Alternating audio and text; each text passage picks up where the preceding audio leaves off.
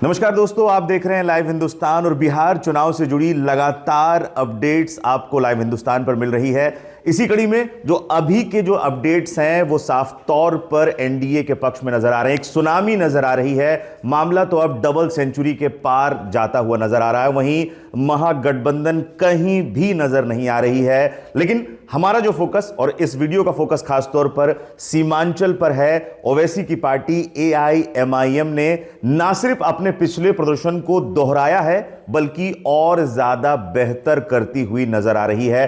तमाम कोशिशें की महागठबंधन ने। हमने देखा अखिलेश यादव ने जिस तरीके से यहां रैलियां की महागठबंधन के उम्मीदवारों के पक्ष में, आरजेडी की जो तमाम कोशिशें थी इन सीटों पर, मुस्लिम बहुल इन सीटों पर अपने कैंडिडेट्स को लेकर, हमने देखा इकरा हसन यहां पहुंचे, इमरान प्रतापगढ़ी की ताबड़तोड़ रैलियां हुई, जितने बड़े चेहरे महागठबंधन के थे वो यहां पर आए। लेकिन ओवैसी का जो असर है या कहें जो उनका शानदार प्रदर्शन जो पिछले बार भी किया था वो एक बार फिर से देखने को मिला है। 5 सीटें तो कब्जा एक तरीके जो पिछली बार जीती थी उस पर तो कब्जा है ही, और बड़े मार्जिन से कब्जा। आपको यहां बताना यह जरूरी है कि पिछली बार 5 सीटें जीती थी और 4 विधायक एआईएमआईएम के आरजेडी में शामिल हो गए थे। उनमें से सिर्फ एक को आरजेडी ने टिकट दिया था और उनकी भी हालत जो कि हार्ट से बहुत ज्यादा खराब है। आपको पूरी डिटेल एक एक कर बताएंगे। पहले जो 5 सीटें जिन पर एआईएमआईएम के कैंडिडेट्स आगे चल रहे हैं उनकी पूरी रिपोर्ट आपको एक एक करके बताते हैं। सबसे पहले जो ये 5 सीटें हैं जोकीहाट, जहां से मोहम्मद मुर्शिद आलम करीब करीब इनका जो मार्जिन है वो 27,000 को पार कर चुका है। दूसरी सीट है बहादुरगंज की, यहां से मोहम्मद तौसीफ आलम 9,650 वोट से आगे चले गए हैं। कोचा धामन सीट, यहां से मोहम्मद सरवर आलम 23,000 से ज्यादा वोटों से आगे निकल चुके हैं। आमौर सीट, जहां से अख्तरुल ईमान चुनाव लड़ रहे हैं, वो 1 लाख से ज्यादा वोट हासिल कर चुके हैं इस सीट पर और 38,000 से ज्यादा कह सकते हैं कि नंबर है वो जो उनका जीत का मार्जिन है वो निकल। क्योंकि जीत में इसलिए कह रहा हूं क्योंकि जो 27 राउंड्स की गिनती यहां होनी थी वो गिनती पूरी हो चुकी है और अख्तरुल ईमान एक बड़े अंतर से चुनाव जीतने में कामयाब रहे हैं। इसके अलावा जो 5वीं सीट है बैसी सीट, गुलाम सरवर यहां से हैं और 61,943 वोट हासिल करने में कामयाब रहे हैं, जिनमें जो उनका जीत का मार्जिन है आप कह सकते हैं कि करीब करीब 12,000 से ज्यादा है। तो ये कुछ 5 सीटें हैं जहां पर जो मार्जिन है वो साफ नजर आ रहा है।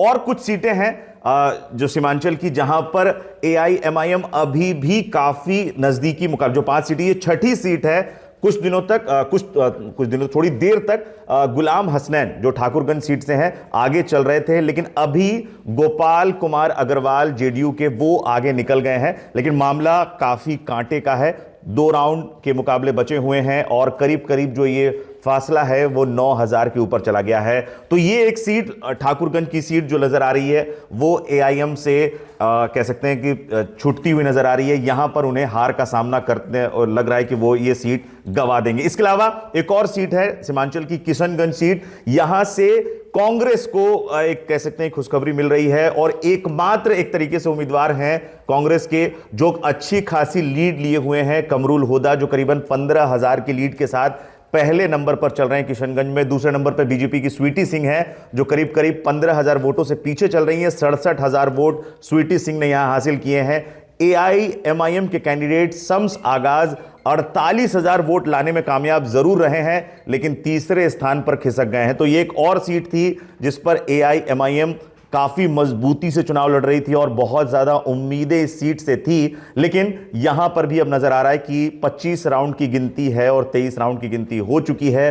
तो ये सीट भी ओवैसी के हाथों से, ओवैसी की पार्टी के हाथों से निकल गई है। कुछ और सीटों के बारे में आपको एक एक कर जल्दी से बता देते हैं। जोकीहाट सीट से मोहम्मद मुर्शिद आलम, जैसे कि पहले ही मैंने बताया, 27,000 वोटों से आगे निकल चुके हैं और मामला सिर्फ 2 राउंड्स का है और साफ नजर आ रहा है कि एआईएमआईएम ये सीट निकाल लेगी। दूसरे स्थान पर मंजर आलम है जनता दल यूनाइटेड के, 52,000 वोट हासिल करने में अब तक कामयाब हुए हैं। तीसरे स्थान पर सरफराज आलम और चौथे स्थान पर शहनवाज हैं। शहनवाज वही कैंडिडेट हैं जो पिछली बार एआईएमआईएम के टिकट पर चुनाव लड़े थे और जीते थे, लेकिन उसके बाद आरजेडी में शामिल हो गए थे। एक कैंडिडेट हैं जो एआईएम से आरजेडी में गए थे और जिनको आरजेडी ने टिकट दिया था दोबारा से, लेकिन उनकी जो हालत है वो बेहद खराब नजर आ रही है और साफ तौर पर हार के बेहद करीब हैं। बहादुरगंज की सीट की साफ तौर पर मैं बात कर चुका हूं। मोहम्मद तौसीफ आलम 10,000 की करीब लीड ले चुके हैं।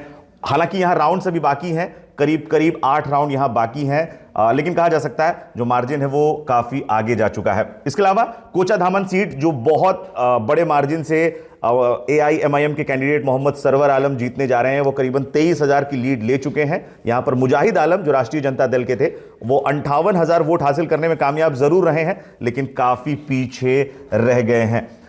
ये कुछ सीटें थी जहां पर AIMIM ना सिर्फ बेहतर प्रदर्शन करती हुई पिछली बार की तुलना में, बल्कि ज्यादा सीटें जीती हुई। हालांकि अभी जो आंकड़ा एक बार फिर से 5 पर ही पहुंच गया है या कहें सिमट गया है, जो अपना जो पिछला रिकॉर्ड था उसको बरकरार रहते हुए नजर आ रहे हैं। इसके बाद अब जिस तमाम तरीके की चर्चाएं शुरू हो गई हैं कि 6 सीट ही महागठबंधन से ओवैसी मांग रहे थे और लगातार हमने देखा, आप लाइव हिंदुस्तान पर भी लगातार देख रहे हैं कि किस तरीके का प्रदर्शन लालू यादव के घर के बाहर जाकर अख्तरुल इमान और AIM के जो तमाम कार्यकर्ता थे वो गए थे और कहते कि हमें सिर्फ 6 सीट चाहिए। और चुनाव प्रचार के दौरान हमने देखा भी था, सीमांचल में जब ओवैसी प्रचार भी करे तब भी उन्होंने साफ तौर पर कहा था, एक टीवी चैनल को इंटरव्यू देते हुए ओवैसी ने कह दिया था कि हम सीमांचल में पूरी ताकत से लड़ेंगे, फिर कोई हमसे ये ना कहे कि मम्मी मम्मी हमसे चॉकलेट छीन ली गई। ये तो उनका इशारा एक तरीके से साफ साफ तेजस्वी पर था कि कोई आप ये ना कहें कि हम आपसे चॉकलेट छीन लें। और जो अपने